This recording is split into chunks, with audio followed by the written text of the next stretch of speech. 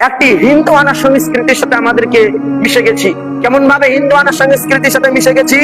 আজকে আবার আমরা কি করি যে আমরা পানসিন্নি যাই কি যাই না, আমরা সকলেই পানসিন্নি যাই বিবাহের সময়। এটি একটি হিন্দু আনা সংস্কৃতি। কেমন ভাবে? আপনি দেখবেন হিন্দু বাড়িগুলোতে যে 1 মাস আগ থেকে তারা এঙ্গেজমেন্ট করে, তারা আংটি পরায়, তারা থুবড়ে দেয় বা তারা চিনিমুখ করে আসে, তারা এইভাবে তারা কি তাদের এঙ্গেজমেন্টটাকে উদযাপন করে। আজ ঠিক একই রকম একই মোতাবেক আজকে মুসলমান পরিবারগুলোরে দেখবেন যে বিবাহের 1 সপ্তাহ আগে, বিবাহের 1 মাস আগে তারা কি পানসিন্নি করে, তারা এই পানসিন্নি করে। এই পানসিন্নি হচ্ছে একটি হিন্দু আনা সংস্কৃতি। এটা থেকে আমাদেরকে বেঁচে আসতে হবে, এটা থেকে ফিরে আসতে হবে। তারপরে হচ্ছে যে বিবাহের দিন আমরা বিবাহের দিন কি করি? বিবাহের দিন আমরা গায়ে হলুদ মাখি কি মাখি না? অনেকেই আছে যা বিবাহের দিন পুরুষে হলুদ মাখে।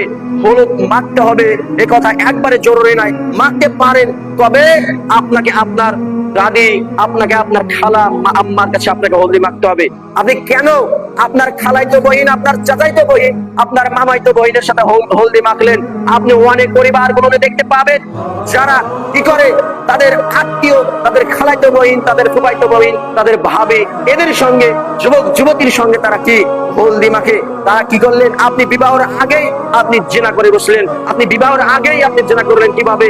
যে চোখ দেখে দেখা মানে চোখের জেনা, হাতে টাচ করা মানে হাতের জেনা। তাহলে আপনি জেনা করলেন কি করলেন না? তাহলে এই সুন্নাত, একটি বিবাহ করা একটা সুন্নাত, আর আপনি এই সুন্নাত থেকে আপনি প্রথমেই আপনি জেনার ব্যভিচারী কাজ দিয়ে যদি শুরু করেন, তাহলে আল্লাহ সুবহানাহু ওয়া তাআলা আপনার ওই সংসারে বরকত দিবে না। কারণ বিবাহ একটি সুন্নাত। কেমন?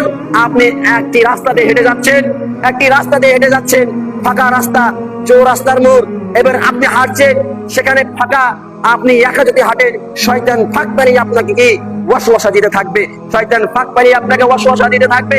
এখন যদি আপনি আপনার স্ত্রী এবং আপনি 2 জনে মিলে যদি একসঙ্গে হেঁটে যান, তবে কখনোই আপনাকে শয়তান ওয়াসওয়াসা দিতে পারবে না।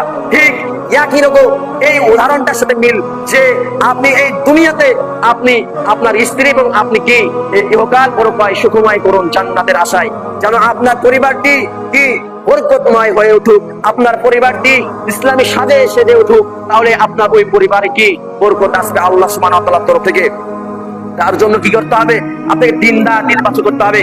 তারপরে কি আমরা অনেকেই আছি যারা এই সমস্ত জঘন্যতম কাজে আমরা লিপ্ত আছি। আমরা মেয়ের বাড়িতেও দেখবেন যে যুবক যুবতীরা কি হলদি মাখা নিয়ে তারা ব্যস্ততাই থাকে, যুবক যুবতীরা হলদি মাখা নিয়ে ব্যস্ততায় থাকে। এই ব্যস্ততাকে যেন আমরা কি পরিত্যাগ করি, এই জঘন্যতম হলদি মাখা নীতি থেকে যেন আমরা পরিত্যাগ করি। আমরা যেন ইসলামী দৃষ্টিকোণ থেকে ইসলামের শরীয়তের যে দৃষ্টি, ইসলামের যে হুকুম আহকাম, সেগুলোকে যেন আমরা প্রাধান্য দিই। তারপরে আমরা কি বিবাহের দিনে আমরা থুবড়ে খাই, অনেকে আছে, খাই কি খাই না? এটি একটি হিন্দু আনা সংস্কৃতি বা এটি জঘন্যতম। আপনার মেয়েকে আপনার ছেলেকে, আপনার মেয়েকেই বলি, আপনার মেয়েকে থুবড়ে বসিয়ে দিবেন, আর আপনি গ্রামবাসীকে দাওয়াত করবেন যে আসো আমার মেয়েকে দেখে যাও, আমার মেয়ে বিনি পয়সায় দেখে যাও, আমার মেয়েকে দেখে যাও, আমার মেয়ে বাজারে, বা আমার মেয়ে গ্রাম্য মেয়ে, আমার মেয়ে সরকারি মেয়ে। আপনার মেয়ে কি সরকারি?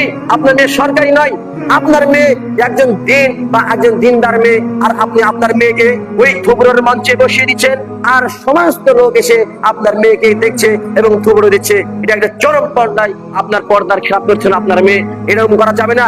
আপনি খানা দিচ্ছেন ঠিক, কিন্তু আপনার খানা যেন আপনার মেয়েকে দেখানোর উদ্দেশ্য নয়।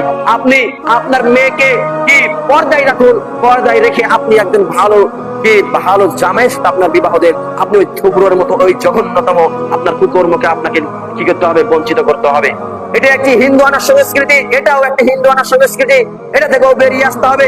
এই থুবড়োর মতো জঘন্যতম একটি কুসংস্কারকে আপনাকে সমাজে লাথি মেরে আপনাকে পুঁতে দিতে হবে। কারণ আপনি আপনার সমাজের বা আপনি আপনার পরিবারের দায়িত্বশীল, আপনি বাবা হিসাবে যদি আপনি এই কাজটি যদি না করতে পারেন, তো আপনার জন্য ব্যর্থতা, আপনার জন্য ব্যর্থতা। তাই বলি আপনাকে এটা পরিত্যাগ করতে হবে। তারপরে কি আমরা